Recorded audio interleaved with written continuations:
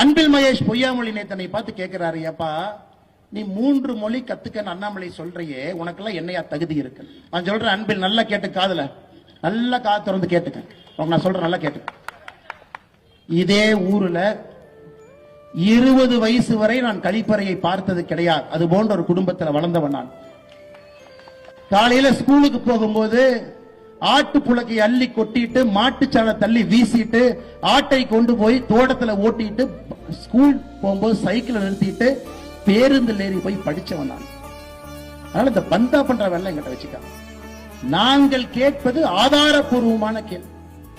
இதெல்லாம் 4:30 மணி 5 மணி 6 மணிக்கு சூரியன் பார்த்து வளர்ந்த உடம்புங்க. உங்களை போல 11 மணி 12 மணிக்கு உச்சித்தலையில சூரியனை பார்த்து எந்திரிச்சவங்க கிடையாதுங்க. நாமெல்லாம் சாதாரண மக்களாக இருந்து இங்க நின்று உங்களோடு உங்களுடைய சொந்தமாக பேசிக் கொண்டிருக்கின்றேன். எனக்கு வழி தெரியுங்க. கல்வியினுடைய பெருமை எனக்கு தெரியும். கற்றவனுக்கு போராடத்துல என்ன சிறப்பு என்பது எனக்கு தெரியும். மோடி அவர்கள் கை கொடுத்து என்னை மதிக்கிறார்னா என்னுடைய கல்விக்காக, அவர் எதுவுமே கிடையாதுங்க. வேற என்னங்க, கல்விக்காக மட்டும்தான்,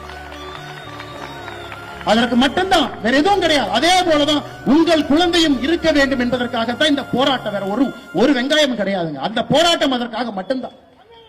இவர்களுக்கு என்ன, இவர்களுக்கு பிறகு இவங்க குழந்தை, அதற்கு பிறகு உதயநிதி, அதன் பிறகு இன்பநிதி, இப்படியே சுத்தணும்.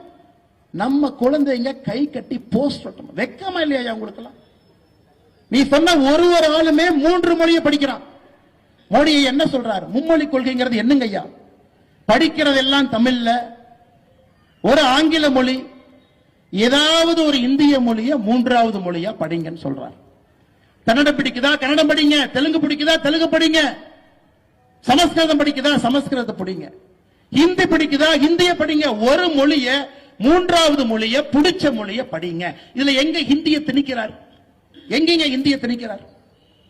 மோடி அவர்கள் எங்கே ஹிந்திய திணிக்கிறார்? யாராச்சும் ஒருத்தர் தயவு செஞ்சு எனக்கு சொல்லுங்க.